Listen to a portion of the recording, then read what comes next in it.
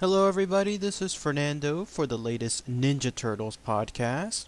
There's a great new interview that just came out a couple of days ago, back on the 22nd, and it had to do with an interview with Jeremy Howard, who played the motion capture for Donatello in the newest Ninja Turtle films. So he was the guy that was essentially draped in that grayish material that was pop marked with little orbs and black stripes, everything essentially needed to make sure that his performance could capture the ultimate, conversion to Donatello being on screen. By the way, if you've seen pictures of the real life actor, you can tell that he is the reason why Donatello is very lanky in the film is because the actor himself is really skinny. He is rail thin skinny and very tall too. So anything involving Donatello's depiction, it came straight from this actor. Very, very interesting to see this. So this was an interview that was done with Comic Book Resources just a couple days back, and he highlighted some items. I'll include a link to the interview below as well, so you can read the full article. But I'll glance over some of the interesting stuff that he talked about.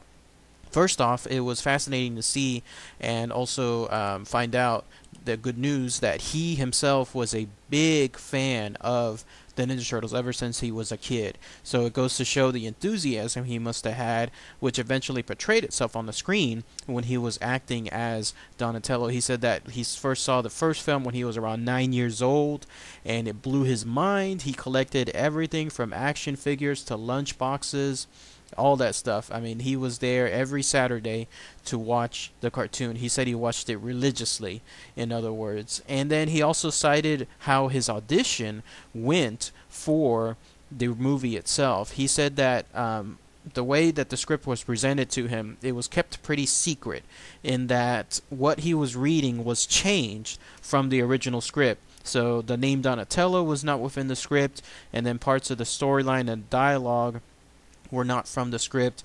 Instead, they were just altered ever so slightly, so that way the script itself could remain a mystery, but at least based on how he would act out that particular page, it would give the producers a sense if whether he was right or wrong for Donatello.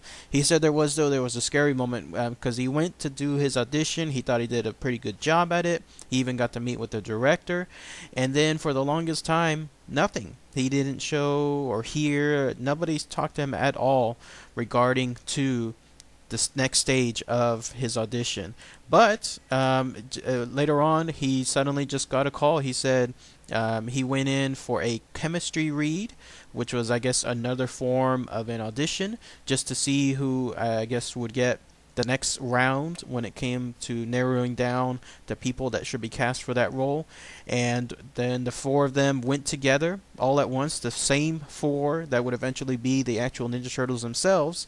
And then when they entered in, the casting director and the director, they looked at each other and they said, "That's it, those are our guys," and that was it. He was on board. He also said that his training, they actually did train. These actors, they trained with their respective weapons. So in his case, he had to learn karate, and then he had to be trained around the use of the bow staff as well.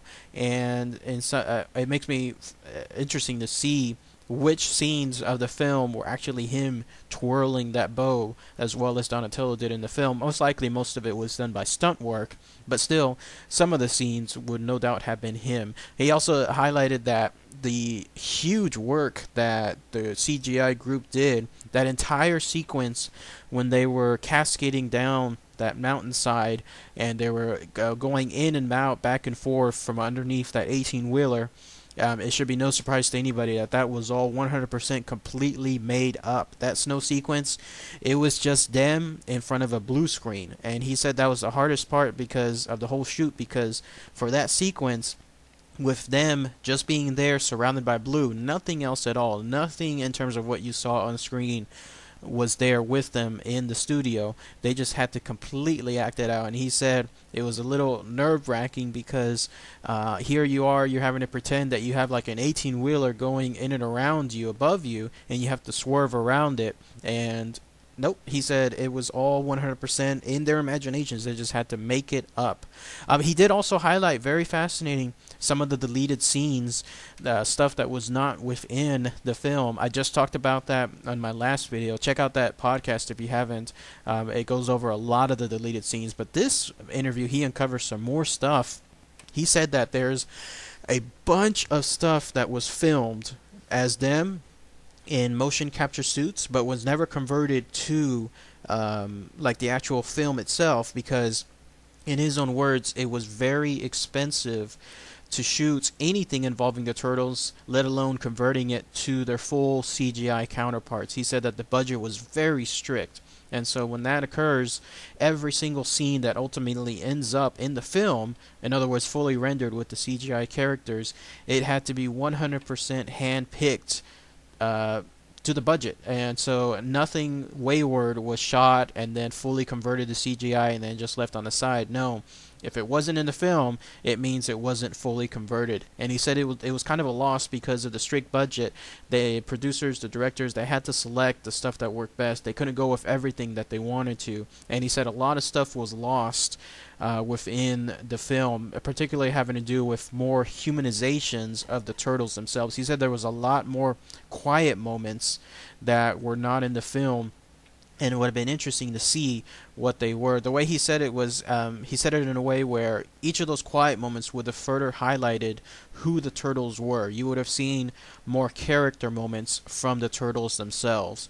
So ultimately, will that stuff end up in anything involving a future release?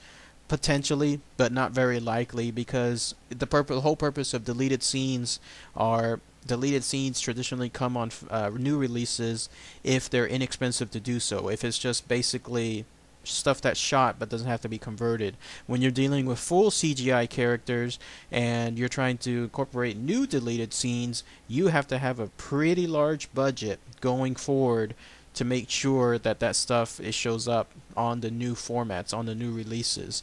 And most re-releases stuff, they don't bother with that stuff. So not very likely that we'll see those quieter moments, those character moments from the turtles within a new release of the film. But he did say that he hopes for the sequel there's going to be more of that stuff. So otherwise, pretty fascinating stuff. Check out the link when you have a chance. You'll see a picture of him too as well, if you haven't been properly introduced to the actor and see what he looks like. Again, very good choice when it comes to the Ninja Turtles, considering how much of how he looked translated into what worked well with Donatello within the film. So, alright everybody, thanks again as always. Take care.